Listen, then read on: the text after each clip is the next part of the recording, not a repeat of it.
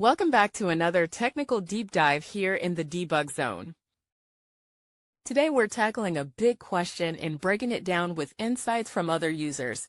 Hopefully this clears up some misconceptions and helps you get the answer you need. So buckle up, stay a little curious, and let's jump right in.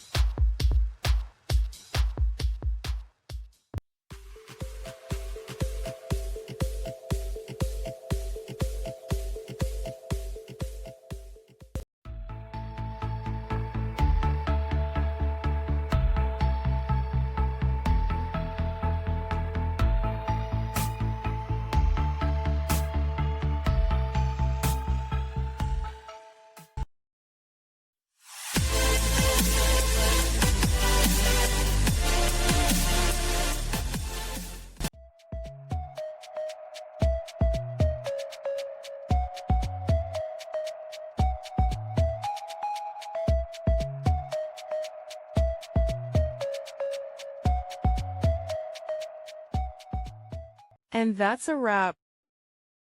I hope you found the answer you were looking for. If you did, take a second to hit that subscribe button. It really helps out.